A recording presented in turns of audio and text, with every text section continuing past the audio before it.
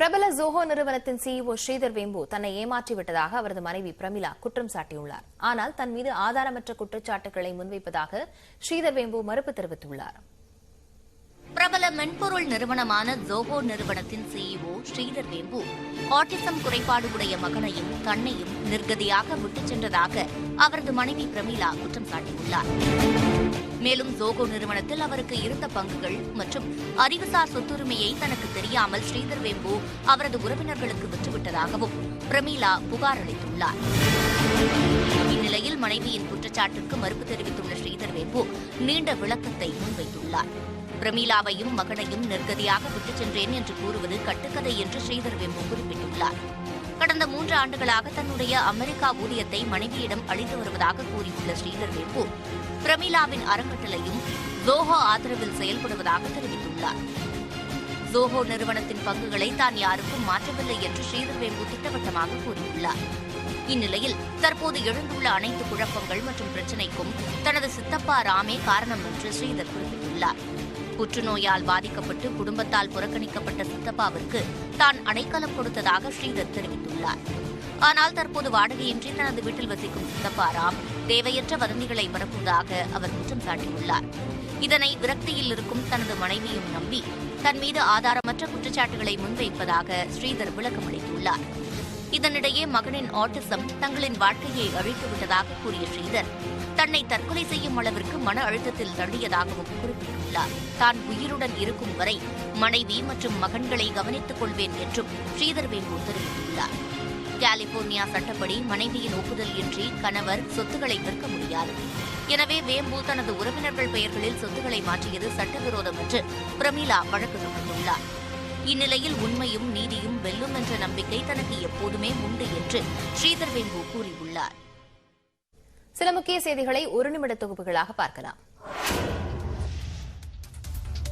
NEET தேர்வை ரத்து செய்வதற்கான ரகசியத்தை விளையாட்டுத்துறை அமைச்சர் உதயநிதி ஸ்டாலின் விளக்கியுள்ளார். 2021 தேர்தல் பரப்புரையின் போது நீட் தேர்வை ரத்து செய்யும் ரகசியம் தங்களுக்கு தெரியும் என்று உதயநிதி ஸ்டாலின் பேசியிருந்தார். ஆனால் ஆட்சி பொறுப்பேற்று 2 ஆண்டுகள் கடந்த நிலையில் தற்போது வரை நீட் தேர்வு ரத்து செய்யப்படாமல் இருப்பதாகவும் அந்த ரகசியத்தை உதயநிதி ஸ்டாலின் தெரிவிக்க வேண்டும் என்றும் சட்டமன்ற எதிர்க்கட்சித் தலைவர் எடப்பாடி பழனிசாமி கூறியிருந்தார். இதற்கு பதிலளித்த அமைச்சர் உதயநிதி ஸ்டாலின் நமது மாணவர்களின் கல்வி உரிமை மறுக்கப்படும் போது வரும் எதிர்ப்பு குரலே அந்த ரகசியம் என்றார். வேற ரகசியம் ஒன்றும் இல்லை. தைரியமா எங்களுடைய கல்வி உரிமை பறிக்கப்படும் போது குரல் கொடுக்கிறோம்ல, அதுதான் இந்த ரகசியம். இப்பொழுது அனிதாவோட பெயர்ல இந்த அரங்கத்தை அமைத்திருக்கிறோம் என்றால் அந்த அரங்கத்தையும் அந்த பெயரையும் நீங்க எப்போ பார்க்கும் பொழுதும் அந்த நீட் தேர்வு ரத்து தான் உங்களுடைய மனதிற்கு நினைவு வர வேண்டும். கண்டிப்பாக நீட் தேர்வு ரத்தாகும் வரை சட்ட போராட்டம் தொடரும். முன்னதாக அரியலூர் மருத்துவக் கல்லூரி மருத்துவமனையில் அனிதா நினைவு அரங்கத்தின் பெயர் பலகையை அமைச்சர் உதயநிதி ஸ்டாலின் திறந்து வைத்தார்.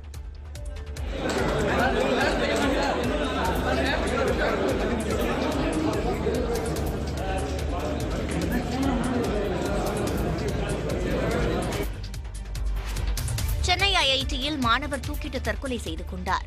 சென்னை ஐஐடியில் ஆந்திராவை சேர்ந்த புஷ்பக் என்பவர் பிடெக் 3ஆம் ஆண்டு படித்து வந்தார். இந்நிலையில் மாணவர் தங்கும் விடுதியின் அறையில் புஷ்பக் தூக்கிட்டு தற்கொலை செய்து கொண்டதாக விடுதி நிர்வாகம் கோட்டூர்புரம் காவல் நிலையத்தில் புகார் அளித்தது. அதன் பேரில் நிகழ்விடத்திற்கு சென்ற காவல்துறையினர் மாணவரின் உடலை மீட்டு பிரேத பரிசோதனைக்கு அனுப்பி வைத்து விசாரணை மேற்கொண்டனர்.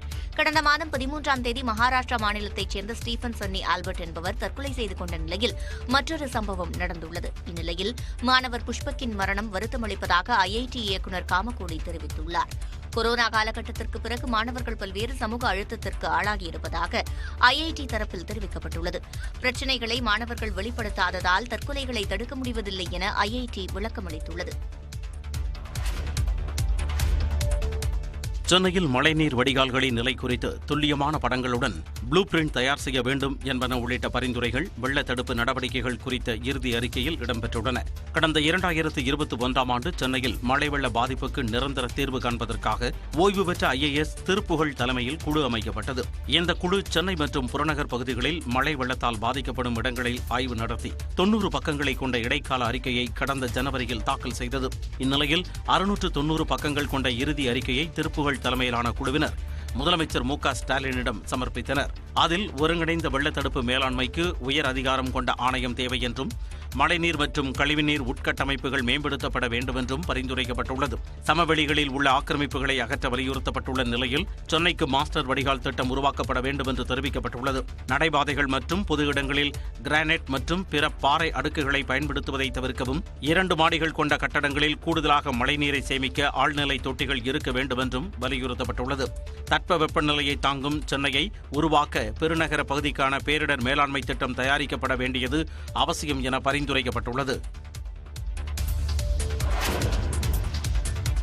விவசாய நிலங்களை கையகப்படுத்தும் முடிவை NLC நிறுவனம் கைவிட வேண்டும் என நாம் தமிழர் தலைமை ஒருங்கிணைப்பாளர் சீமான் வலியுறுத்தியுள்ளார். நெய்வேலி NLC நிறுவனம் விவசாய நிலங்களை கையகப்படுத்துவதற்கு எதிர்ப்பு தெரிவித்து கடலூர் மாவட்டம் சேத்தியாத்தோப்பில் சீமான் தலைமையில் நாம் தமிழர் கட்சியினர் ஆர்ப்பாட்டத்தில் ஈடுபட்டனர். அப்போது மேடையில் பேசிய சீமான், இயற்கை வளங்களை எல்லாம் அழித்துவிட்டு தூய காற்றுக்கு 4500 கோடி நிதி ஒதுக்குவதாக நிதியமைச்சர் நிர்மலா சீதாராமன் கூறுவது எப்படி சாத்தியம் என விமர்சித்தார். நிதி ஒதுக்குகிறார்கள் 4500 கோடி தூய காற்றுக்கு. எங்கிருந்து வாங்கிட்டு வருவீங்க? எந்த கடையில விக்குதுமா? அதை எப்படிமா மக்களுக்கு கொடுப்பீங்க? அப்படி பக்கவாட்டில் ஒரு சின்ன சிலிண்டரா மாட்டி மூக்கில் அப்படி கோர்த்து விட்டுருக்கலாமா? கூட்டத்தில் பங்கேற்ற பின்னர் செய்தியாளர்களிடம் பேசிய அவர், ஏற்கனவே NLC நிறுவனத்திற்கு நிலம் வழங்கிய விவசாயிகளுக்கு உரிய இழப்பீடு வழங்கப்பட வேண்டும் என வலியுறுத்தினார். உரிய இழப்பீடு கொடுக்கணும். 25 லட்சமா எல்லாருக்கும் 25 லட்சம். குடும்ப அட்டை கணக்கில் வீட்டுக்கு ஒருவருக்கு நிரந்தர பணி. அது ஏற்கனவே கையகப்படுத்தின நிலத்துக்கு புதிதாக கையகப்படுத்தணுங்கிற திட்டத்தையும் முதல்ல நிறுவனம் கைவிட்டணும். மேலும் நிலம் கையகப்படுத்தும் நடவடிக்கை தொடர்ந்தால் நாம் தமிழர் கட்சி தொடர் போராட்டங்களை நடத்தும் எனவும் சீமான் தெரிவித்தார். அண்ணா பல்கலைக்கழகத்திற்கு உட்பட்ட 18 பொறியியல் கல்லூரிகளில் நிறுத்தி வைக்கப்பட்ட தேர்வு முடிவுகளை வெளியிட உயர்கல்வித்துறை அமைச்சர் பொன்முடி உத்தரவிட்டுள்ளார். பொறியியல் கல்லூரிகளில் 3, 5, 7 ஆகியவற்றின் செமஸ்டர் முடிவுகளை அண்ணா பல்கலைக்கழகம் வெளியிட்டது. அதில் பல கல்லூரிகளின் மாணவர்களுக்கு முடிவுகள் வரவில்லை என்பதால் குழப்பம் ஏற்பட்டது. விடைத்தாள் திருத்தும் பணிகளுக்கு பேராசிரியர்களை அனுப்பாத 18 கல்லூரிகளின் முடிவுகள் நிறுத்தி வைக்கப்பட்டுள்ளதாக தெரிவிக்கப்பட்டது. மேலும் விடைத்தாள் திருத்தும் பணியில் ஈடுபட்ட கல்லூரி பேராசிரியர்களுக்கு வழங்கும் தொகை குறித்த கணக்கினை சம்பந்தப்பட்ட கல்லூரிகள் அண்ணா பல்கலைக்கழகத்திற்கு சமர்ப்பிக்கவில்லை என்றும் கூறப்பட்டது. இதனால் 18 கல்லூரிகளின் தேர்வு முடிவுகள் நிறுத்தி வைக்கப்பட்டிருந்த நிலையில் மாணவர் நலன் கருதி தேர்வு முடிவுகளை வெளியிட அமைச்சர் பொன்முடி உத்தரவிட்டுள்ளார். கோவையில் மத்திய அரசு நிறுவனத்தில் நடைபெற்ற தேர்வில் ஆள்மாறாட்டம் செய்த ஹரியானாவை சேர்ந்த 4 பேர் கைது செய்யப்பட்டனர். கோவை RS புரம் பகுதியில் மத்திய அரசுக்கு சொந்தமான வன மரபியல் மற்றும் மரப்பெருக்கு நிறுவனம் செயல்பட்டு வருகிறது. இங்கு கடந்த பிப்ரவரி மாதம் நடைபெற்ற பல்திறன் பணியாளர்களுக்கான தேர்வில் நாடு முழுவதும் இருந்து ஏராளமானோர் கலந்து கொண்டனர். இந்நிலையில் தேர்வில் பங்கேற்றவர்களுக்கான சான்றிதழ் சரிபார்ப்பு பணி நடைபெற்றது. அதில் தேர்வு எழுதிய 4 பேரின் புகைப்படம் மற்றும் கைரேகை ஆகியவை மாறுபட்டு இருப்பது தெரியவந்தது. இதையடுத்து வனத்துறை அதிகாரிகள் சம்பந்தப்பட்ட 4 பேரையும் நேரில் வரவழைத்து ஆங்கிலத்தில் எழுதுமாறும் சரளமாக பேசுமாறும் கூறிய நிலையில் அவர்களால் பேசவும் எழுதவும் முடியவில்லை. ஆனால் தேர்வில் இவர்கள் அதிக மதிப்பெண்கள் பெற்றிருந்ததால் 4 பேரும் ஆள்மாறாட்டம் செய்து இருப்பது உறுதி செய்யப்பட்டது. இதுகுறித்த புகாரின் அடிப்படையில் ஹரியானா மாநிலத்தை சேர்ந்த அமித்குமார், சுலேமான் உட்பட 4 பேரை போலீசார் கைது செய்தனர். காவல்துறை தடையை மீறியதால் பாஜகவைச் சேர்ந்த ராஜா கைது செய்யப்பட்டார். திண்டிவனத்தில் நடைபெறவிருந்த பாஜக பொதுக்கூட்டத்தில் பங்கேற்பதற்காக ராஜா காரைக்குடியில் இருந்து பெரம்பலூர் வழியாக சென்றார். பொதுக்கூட்டத்தில் கலந்து கொள்வதற்காக விதிக்கப்பட்டிருந்த தடையை மீறி சென்றதால் திருவாந்துறை சுங்கச்சாவடியில் அவரது வாகனத்தை காவல்துறையினர் தடுத்து நிறுத்தினர். இதனை கண்டித்து பாஜகவினர் சாலை மறியலில் ஈடுபட்டனர்.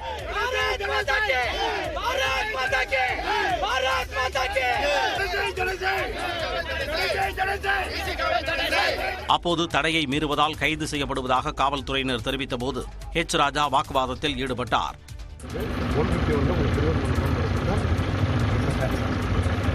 ஏன்னா நீங்க திருமாவளவனுக்கு பயப்படுறீங்க. ஆமா, ஏன் உங்க டிஜிபி பயப்படுறாங்க?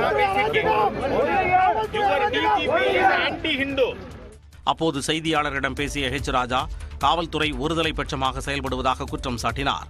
தீய சக்தி, தேச துரோகி இந்த திருமாவளவன். நான் கேட்கிறேன், நீ சனாதனத்தை வேற பேர் கூட்டம் போட முடியுமா? ஒரு இந்து மதத்தை கைப்பேன்னு அது மானங்கட்ட சர்க்கார் அனுமதி கொடுக்குது, வெக்கங்கட்ட போலீஸ் பாதுகாப்பு கொடுக்குது. இதனையடுத்து காவல்துறை வாகனத்தில் ராஜா ஏற மறுத்த நிலையில் அவரது காரில் போலீசார் கடலூருக்கு அழைத்துச் சென்றனர். விழுப்புரம் மாவட்டம் திண்டிவனத்தில் விடுதலை சிறுத்தைகள் கட்சித் தலைவர் திருமாவளவனின் படத்தை எரித்து போராட்டத்தில் ஈடுபட்ட 100க்கும் மேற்பட்ட பாஜகவினர் கைது செய்யப்பட்டனர். பாஜக சார்பில் மத்திய அரசின் சாதனை விளக்க பொதுக்கூட்டம் திண்டிவனத்தில் நடைபெறுவதாக இருந்தது.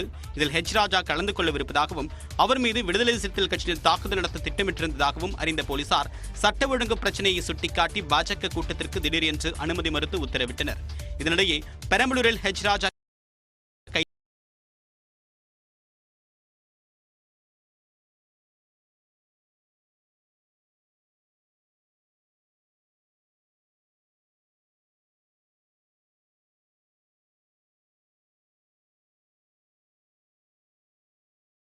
கைது செய்யப்பட்ட சூழ்நிலையில் திண்டிவனத்தில் 100க்கும் மேற்பட்ட பாஜகவினர் திருமாவளவனின் புகைப்படத்தை தீட்டி எரித்து போராட்டத்தில் ஈடுபட்டனர். உடனடியாக போராட்டத்தில் ஈடுபட்ட 100க்கும் மேற்பட்ட பாஜகவினர் கைது செய்யப்பட்டனர். தொடர்ந்து விழுப்புரம் சென்னை சாலையில் பாஜக சாலை வெளியில் ஈடுபட்டதால் அதிக அளவில் போலீசார் குவிக்கப்பட்டனர். விழுப்புரம் அன்புஜோதி ஆசிரமத்தில் கட்டாய மதமாற்றம் மற்றும் பாலியல் வன்கொடுமை நடந்திருப்பது தெரிய வந்திருப்பதாக தேசிய குழந்தைகள் நல ஆணையர் ஆனந்த் தெரிவித்துள்ளார். குண்டலபுரியூரில் இயங்கி வந்த அன்புஜோதி ஆசிரமத்தின் மீது பாலியல் வன்கொடுமை புகார்கள் குவிந்தன. அதன்படி கடந்த மாதம் நடைபெற்ற சோதனையில் ஆசிரம நிர்வாகி ஜூபின் பேபி மற்றும் அவருடைய மனைவி மரியா, ஆசிரம பணியாளர்கள் 7 பேர் உட்பட 9 பேர் கைது செய்யப்பட்டனர். அதற்கு பிறகு வழக்கு சிபிசிஐடிக்கு மாற்றப்பட்டு விசாரணை நடைபெற்று வருகிற நிலையில் செவ்வாய்க்கிழமை தேசிய குழந்தைகள் நல ஆணையத்தின் உறுப்பினர் ஆனந்த் தலைமையிலான குழுவினர் ஆசிரமத்தில் ஆய்வு மேற்கொண்டனர். அப்போது ஆசிரமத்தின் நிர்வாகி அறை மற்றும் வார்டன் அறைகளுக்கு சீல் வைக்கப்பட்டது. ஆய்வுக்கு பிறகு செய்தியாளர் பேசிய ஆனந்த் ஆசிரமத்தின் ரகசிய அறையில் கட்டாய மதமாற்றம் நடத்தப்பட்டிருப்பதாக கூறினார். மதமாற்றம் கன்ஃபார்முங்க, செக்ஷுவலாக டார்ச்சர் பண்ணது கன்ஃபார்முங்க. நம்ம பிள்ளைகளை வைத்து அவர்கள் ஒவ்வொரு பிள்ளைகளையுமே கை காலை உடைத்து, நல்லா இருக்க பிள்ளைகளை கூட கை காலை உடைத்து இது பண்ணியிருக்காங்க. இதனிடையே அன்புஜோதி ஆசிரமத்தில் காணாமல் போன 15 பேர் தொடர்பாக விசாரணை நடைபெற்று வருவதாக சென்னை உயர்நீதிமன்றத்தில் சிபிசிஐடி போலீசார் தெரிவித்துள்ளனர். ஆசிரமத்திலிருந்து காணாமல் போன சபீருல்லாவை மீட்க கோரி தொடரப்பட்ட ஆட்கொணர்வு மனு விசாரணைக்கு வந்தது. அப்போது சபீருல்லாவின் மனைவி, மகள் ஆகியோர் சத்தியமங்கலத்தில் வசித்து வருவதாக தகவல் கிடைத்திருப்பதாகவும் அவர்களை கண்டறிந்து அறிக்கை தாக்கல் செய்ய 2 மாத காலம் அவகாசம் வேண்டும் என்றும் சிபிசிஐடி போலீசார் கோரிக்கை விடுத்தனர். உத்தரப்பிரதேசத்தில் ஓடும் ரயிலில் பெண் பயணி மீது சிறுநீர் கழித்த டிக்கெட் பரிசோதகர் கைது செய்யப்பட்டுள்ளார். பஞ்சாப் மாநிலம் அமிர்தசரஸில் இருந்து கீழ் நோக்கி சென்ற ரயிலில் தம்பதியினர் நள்ளிரவில் பயணித்துள்ளனர். அப்போது மது போதையில் இருந்த டிக்கெட் பரிசோதகரான முன்னாள் பெண் பயணி மீது சிறுநீர் கழித்துள்ளார். இதனால் அதிர்ச்சியடைந்த அப்பெண் பயணி கூச்சலிட்டதைத் தொடர்ந்து சக பயணிகள் டிக்கெட் பரிசோதகரை சிறைபிடித்தனர். இதனைத் தொடர்ந்து உத்தரப்பிரதேச மாநிலம் சார்பக் நிலையத்தில் ரயில் நின்றபோது டிக்கெட் பரிசோதகர் காவல் நிலையத்தில் ஒப்படைக்கப்பட்டார். அவர் மீது பாதிக்கப்பட்ட பெண்ணின் கணவர் புகார் அளித்துள்ளார். அதன் அடிப்படையில் முன்னாகுமாரை காவல்துறையினர் கைது செய்தனர். அது மட்டுமன்றி ரயிலில் பயணியிடம் ஒழுங்கீனமான செயலில் ஈடுபட்ட முன்னாகுமார் பணி நீக்கம் செய்யப்பட்டார். ஏர் இந்தியா விமானத்தில் சிறுநீர் கழித்த சம்பவங்களைத் தொடர்ந்து ரயிலில் டிக்கெட் பரிசோதகரே ஒழுங்கீன செயலில் ஈடுபட்டது அதிர்ச்சியை ஏற்படுத்தியுள்ளது. பேஸ்புக்கின் தாய் நிறுவனமான மெட்டா மீண்டும் 10,000 ஊழியர்களை பணி நீக்கம் செய்ய முடிவு செய்துள்ளது. மார்க் ஜூகர்பெர்க்கின் மெட்டா நிறுவனம் கடந்த 4 மாதங்களுக்கு முன்பு 11,000 பேரை பணி நீக்கம் செய்தது. அந்நிறுவன வரலாற்றில் இதுவே அதிக அளவிலான பணி நீக்கமாக கருதப்பட்டது. அதன் தொடர்ச்சியாக மேலும் 10,000 பேரை பணி நீக்கம் செய்ய தற்போது மெட்டா நிறுவனம் முடிவு செய்துள்ளது.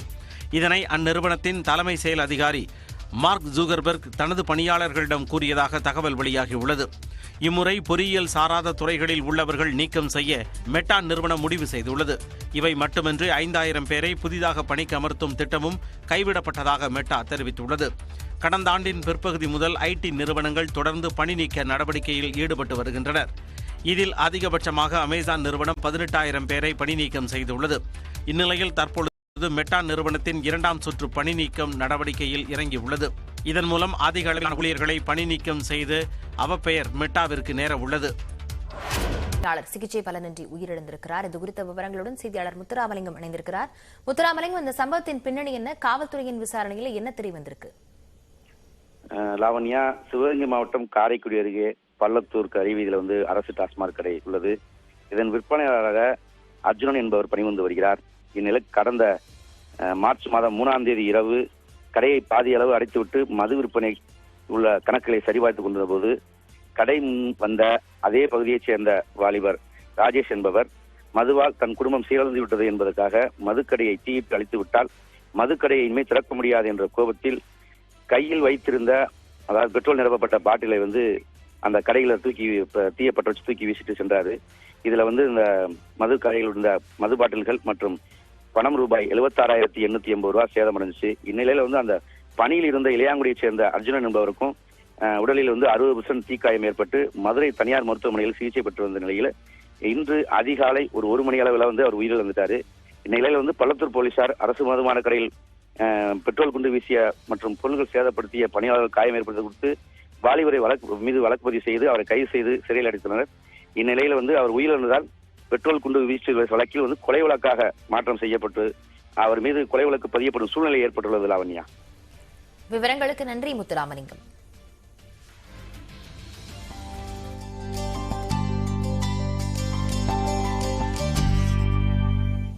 தொடர்ந்து நம்ம ஒரு செய்திகளை பார்க்கலாம்.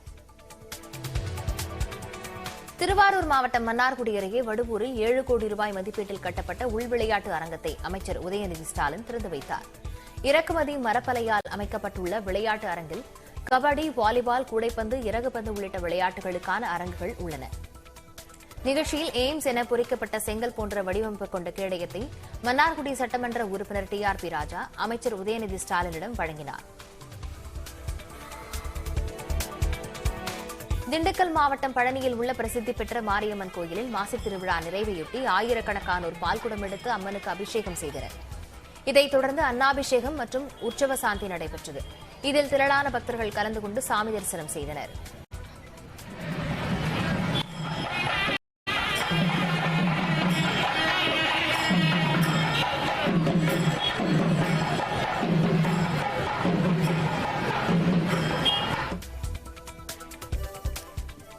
நெல்லை ராமையாப்பட்டி அருகே சாலையில் நின்று கொண்டிருந்த போது அரசு பேருந்தின் சக்கரம் திடீரென்று கழன்று ஓடியது. பேருந்தின் பின்பக்க சக்கரம் கழன்று ஓடியதை பார்த்த பேருந்து ஓட்டுநர் பேருந்தை லாவகமாக சாலையின் ஓரமாக நிறுத்தினார். இதனால் பேருந்தில் பயணித்தவர்கள் அதிர்ஷ்டவசமாக உயிர் தப்பினர். எடப்பாடி பழனிசாமி மீது வழக்கு பதிவு செய்ததை கண்டித்து தேனி பங்களாமேட்டில் அதிமுகவினர் ஆர்ப்பாட்டத்தில் ஈடுபட்டனர். அப்போது OPS ஆதரவு தேனி மாவட்ட செயலாளர் சையது கானை கடுமையாக வசைபாடினர். ஆர்ப்பாட்டத்தில் பேசிய தேனி முன்னாள் நாடாளுமன்ற உறுப்பினர் பார்த்திபன் சமூக வலைதளங்களில் தங்களை பற்றி கருத்துக்கள் பதிவிடுபவர்களை வீடு புகுந்து அடிப்போம் என்று எச்சரித்தார். எவனாவது கமெண்ட் போறேன் அது போறேன்னு சொன்னாக்க வீடு தேடி வந்து அடிப்போம். அது மாற்றமே கிடையாது. வீடு தோண்டி வந்து அடிப்போம். இல்ல நீ தைரியம் இருந்தால் இது போல மேடை போட்டு பேசு, நாங்க உன்னை அடிக்கிறோம்டா. திருவள்ளூர் மாவட்டம் திருத்தணி அருகே டெங்கு காய்ச்சலுக்கு 7 வயது சிறுவன் உயிரிழந்தார். திருத்தணி அருகே உள்ள காசிநாதபுரத்தைச் சேர்ந்த தமிழ்ச்செல்வன் மாலா தம்பதியின் மகன் தேவகுமார் டெங்கு காய்ச்சலால் பாதிக்கப்பட்டார்.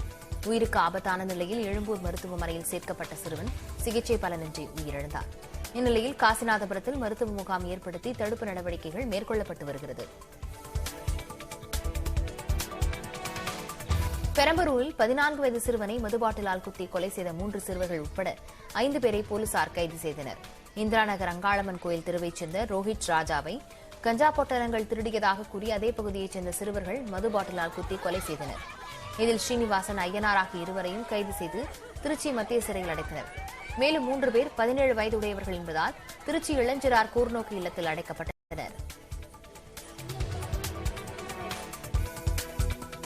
தேனி மாவட்டத்தில் போலி முத்திரைத்தாள் மற்றும் கள்ள நோட்டுகளை அச்சடித்த கேரளாவைச் சேர்ந்த 2 பேரை போலீசார் கைது செய்தனர். கம்பம் அருகே உள்ள 18ஆம் கால்வாய் பகுதியில் வாகன தணிக்கையில் ஈடுபட்ட போலீசார் கேரளாவைச் சேர்ந்த முகமது சியாது, பிபன் தாமஸ் ஆகியோரை பிடித்து விசாரித்தனர். அதில் அவர்கள் கலர் பிரிண்டர் மூலம் போலி முத்திரைத்தாள் மற்றும் ரூபாய் நோட்டுகளை அச்சடித்தது தெரியவந்தது.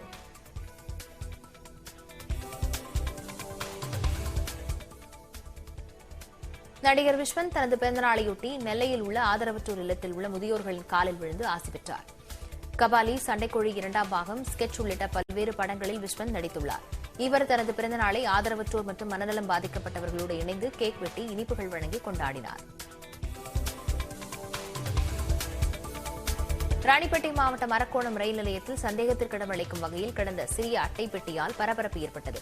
இதையடுத்து அங்கு வந்த காவல்துறையினர் எந்த ஒரு பாதுகாப்பு உபகரணமுமின்றி அந்த பார்சலை பிரித்து பார்த்தபோது உள்ளே டைல்ஸ் ஓடுகள் இருந்தன. மேலும் அதிலிருந்து துண்டுச்சீட்டில் அடுத்தவரின் பொருட்களை திருடுபவர்கள் இந்த உலகத்தில் வாழ தகுதியற்றவர்கள் என்றும் இப்படிக்கு கடவுளின் தோழன் என்றும் எழுதி வைக்கப்பட்டிருந்தது. நீலகிரி மாவட்டம் சோலாடியில் முள்ளம்பன்றியை காரில் கடத்திச் சென்ற மூவரை காவல்துறையினர் கைது செய்துள்ளனர். பந்தலூர் வழியாக கேரள மாநிலம் வைத்திரிக்கு சென்ற காரை சோதனை செய்தபோது அதில் இறந்த நிலையில் முள்ளம்பன்றி இருப்பது கண்டுபிடிக்கப்பட்டது. தேவாலா பகுதியில் சாலையின் குறுக்கே சென்ற முள்ளம்பன்றி மீது கார் மோதியது. அதில் உயிரிழந்தும் அதனை காரில் கடத்தி சென்றதும் தெரியவந்தது.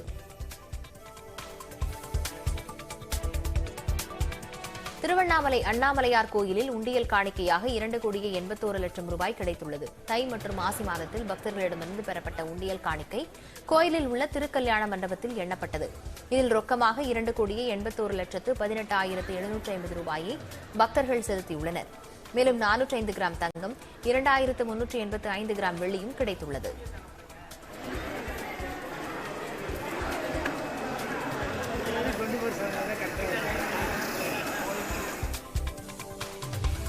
திருப்பத்தூர் மாவட்டம் ஆம்பூர் பேருந்து நிலையத்தில் இளம்பெண்ணுக்கு இளைஞர் ஒருவர் தாலி கட்டியுள்ளார். இதனை பேருந்து நிலையத்தில் இருந்த ஒருவர் வீடியோ எடுத்து சமூக வலைதளங்களில் பதிவிட்டுள்ளார். இந்நிலையில் திருமணம் செய்து கொண்டவர்கள் யார் என்பது குறித்து போலீசார் விசாரணை நடத்தி வருகின்றனர்.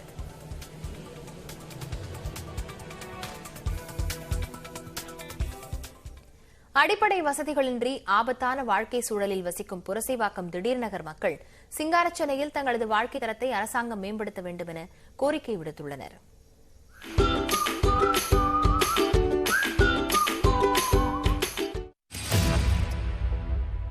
நாங்கள் பிறந்ததே இந்த ஊரில் தான் பிறந்து வளர்ந்து கல்யாணம் பண்ணி குழந்தை குட்டிலாம் பெற்றுக்கிறோம். இங்கே தான் நாங்கள் குடும்பம் பண்ணுறோம். பாத்ரூம் இல்லை, தண்ணி வசதி இல்லை, காவா வசதி இல்லை. ஹவுசிங் போர்டு கட்டித்தர ஆஃபீஸருங்க வந்துட்டு போகிறாங்களே தவிர ரெண்டாவது மூவ் பண்ணல எதுவுமே. வீட்டு வேலைக்கு போயிட்டு வந்து நிம்மதியாக நாங்கள் படுக்க முடியல. வீட்டில் மழை வந்தால் வீட்டில் உட்கார முடியல. நாங்கள் சர்ச்சில் போய் படுக்கிறோம், மன்றத்தில் போய் படுக்கிறோம். ஓட்டு மட்டும் கரெக்டாக வாங்கிக்கிறாங்க, ஆனால் எதுவுமே எங்களுக்கு செய்யல. இது வந்து பாருங்க எங்க வீட்டை எப்படி இருக்குது. இதுல எப்படி படுக்க முடியும்? குழந்தை குட்டிங்களை வச்சுன்னு சமைச்சு சாப்பிட முடியும்? இந்த கஷ்டத்துல தான் நாங்க இத்தனை வருஷமா வாழ்ந்துனா இருக்கிறோம். புரசைவாக்கம் திடீர் நகரில் 800க்கும் மேற்பட்ட குடியிருப்புகளில் 3000த்திற்கும் மேற்பட்ட மக்கள் வசிக்கின்றனர். ஆயிரக்கணக்கான மக்கள் வசிக்கக்கூடிய இங்கு ஒரே ஒரு பொது கழிவறை மட்டுமே உள்ளது. அதுவும் தூய்மையாக இல்லை என்கிறார் இப்பகுதியைச் சேர்ந்த தட்சிணாமூர்த்தி. எந்த ஒரு அடிப்படை வசதி இல்லாமலும், ஒரு கக்கூஸ் வசதி இல்லாமலும், எனக்கு 40 வயசு மேலே ஆனால் கூட எங்கள் அப்பா அம்மா வந்து பின்புறம் தான் கக்கூஸ் போயிருந்தாங்க. அவங்களுக்கு பிறந்த நாங்களும் பின்புறம் தான் கக்கூஸ் போயிட்டு இருக்கிறோம். எனக்கு வந்த திருமணமாகி எனக்கு 3 பிள்ளைங்க பிறந்து அவங்களும் பின்னாடி தான் கக்கூஸ் போயிட்டு இருக்காங்க. அப்போ எங்களுக்கு பெரும் பிரச்சனை எப்படின்னா, ஒரு கழிவு, எங்களுக்கு உடல் கழிவுகளை இது பண்ணுறதுக்கான இடம் இங்க சுத்தமா அதுக்கான சோர்ஸ் இங்க இல்ல. குடிசைகளில் அடிக்கடி தீப்பிடித்ததால் சுமார் 30 ஆண்டுகளுக்கு முன் கருணாநிதி ஆட்சி காலத்தில் ஓட்டு வீடுகளாக மாற்றப்பட்டன. தற்போது அப்பகுதி தாழ்வாக மாறிவிட்டதால் மழை காலத்தில் கழிவுநீர் கால்வாய்களில் இருந்து வீட்டுக்குள் அசுத்த நீர் புகுந்து விடுகிறது. இதனால் அவர்கள் பெரும் சிரமத்திற்கு ஆளாகின்றனர். குடிநீர், கழிப்பறை, கழிவுநீர் குழாய்கள், சாலை விளக்குகள், சாலை வசதி என எந்த அடிப்படை வசதியும் இங்கு இல்லை. அடிப்படை வசதிகளுடன் இதே பகுதியில் அடுக்குமாடி குடியிருப்பு கட்டித்தர பல ஆண்டுகளாக கோரிக்கை விடுத்து வருகின்றனர் இப்பகுதி மக்கள். கொஞ்சம் மழை வந்தா கூட ஃபுல்லா தண்ணி ஃபுல்லா ரொம்பிடும். இங்க பாத்ரூம் தண்ணி போற இடம் இருக்குல்ல, அந்த வழியில வந்து பூச்செல்லாம் வரும். அதனால மழை வந்தாலும் மழை நிறைய வந்தா இது மேல ஏறி உக்காந்துப்பேன். நான் மட்டும்தான் இருப்பேன். அடிக்கடி ஏற்படும் கழிவுநீர் கால்வாய் அடைப்பு காரணமாக துர்நாற்றம் வீசுவதோடு சுகாதார சீர்கேடும் நிலவுகிறது. இதனால் இங்குள்ள மக்கள், குறிப்பாக குழந்தைகள் அடிக்கடி நோய் தொற்றுக்கு ஆளாகின்றனர். எனக்கும் உடம்பு முடியாம ஹாஸ்பிட்டலுக்கு போயிட்டு வந்துட்டு இருக்கோம். எங்க வீட்டுக்காருக்கும் மலேரியா ஜுரம், டெங்கு ஜுரம் எல்லாம் வந்திருக்கு.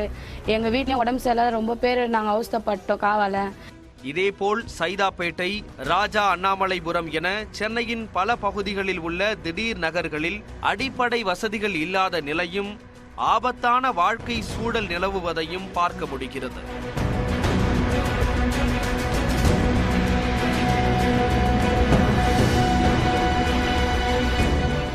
ஒருபுறம் அடுக்குமாடி குடியிருப்புகள், மற்றொரு புறம் ஓடு வைந்த வீடுகள்னு சென்னையோடைய சமத்துவமின்மையின் அப்பட்டமான சாட்சியமாக இருக்குது இந்த திடீர் நகர்கள். இந்த சிங்கார சென்னையில தங்களுக்கான வாழ்க்கை தரத்தையும் மேம்படுத்த அரசாங்கம் உதவ வேணும் அப்படிங்கிறது தான் இங்க வசிக்கக்கூடிய பல்லாயிரக்கணக்கான மக்களுடைய கோரிக்கையா இருக்கு. ஒளிப்பதிவாளர் அருணுடன் தமிழரசி, நியூஸ் 18 தமிழ்நாடு.